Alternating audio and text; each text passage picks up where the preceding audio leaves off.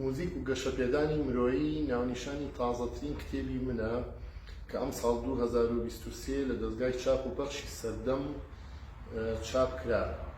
مای خۆشحاڵی مە ئەم کتێبە لە پێشانگای نێودەوڵەتی سلێمانی بۆ کتێب کەوتە بەر دیدەی خوێنەران و هەروەها ئەتوانم بڵێم یەکەمین سەرچاوەیە بە زمانی کوردی لەبارەی موزیک و گەشەپێدانی مرۆییەوە. هەڵبەتە چەندین سەرچاوە هەیە بە کوردی و زمانەکانی دیکە لەسەر زانستە مرۆڤایەتیەکان و لەسەر گەشەپێدانی مرۆیی، بەڵام بە زمانی کوردی تەنها بەو دوو ناونیشانە سەرچاوەکانمان هەیە و تایبەت بە هونەر و موزیک و بەگشتی هونەرە جوانەکان لەو کتێبانەمان نییە.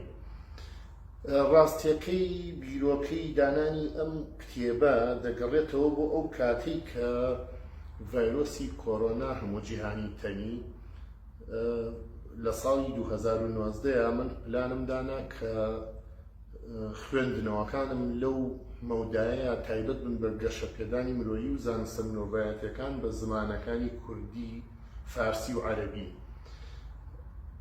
نزیکەی 80 سەرچاوم خوێندەوە، پاشان وردەوە دەبیرۆکەی ئەوم بۆ وەکو گوتار و وەکو لێکۆڵینەوەی کورد دەنووسی و لە تۆڕە کۆمەڵایەتیەکانە پەخشمە کرد. دوجار گەیشتمە ئەوەی کە ئەمە بابەتێکی فرەڕەهەندە لە هونەرە جوانەکانە و پەروەردە و فکر و فەلسەفەش لەخۆیەک دێ، بۆیە پێویستە کات کتێبێکی تایبەت ئامادە بکەم. ئەوانەی کە نووسی بووم وردە وردە زیای کرد، ناونیشانی هەمە چەشنەیە کە حەزەکەم خوێنەر خۆی لە کتێبەکە بیخوێنێتەوە. بێگومان لە داڕشتنی ئەم کتێبەیە هاوکات لەگەڵ ئەزبوونی ژیانی هونەری خۆم دە سەرچاوەی سەرەکیم لەو کتێبانە بەکارهێناوە کە خوێندومەتەوە و بە دوواداچوونم بۆ کردوون کە ئەگونجێ لەگەڵ هونەرە جوانەکان و پەروەردە و فکر و تا ڕادەیە خۆشییان لە فەلسەفە.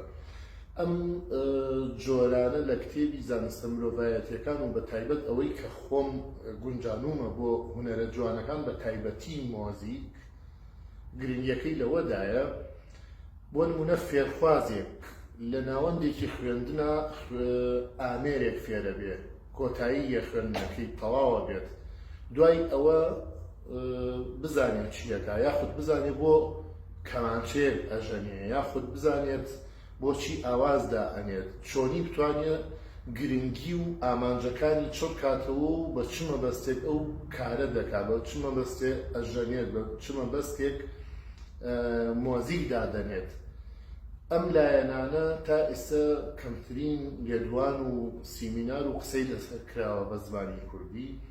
هیوادارم من لەم ڕێگەیەوە توانی بێتم خزمەت بە چمکێکی کولتوری هونەر بکەم لە کتێبخانەی کوردیە، بتوانین بەردەوام بین و هەروەها ڕەهەندی فرەتریش لەم بابەتانە ئەکرێتەوە. دەکرێت بە چەندین کتێبی دیکە و ناونیشانی هەمە چەشنە لەسەر موزیک و گەشەپێدانی مرۆیی بابەتی دیکە بخەینە بەردەم خوێنەرانی ئازیز.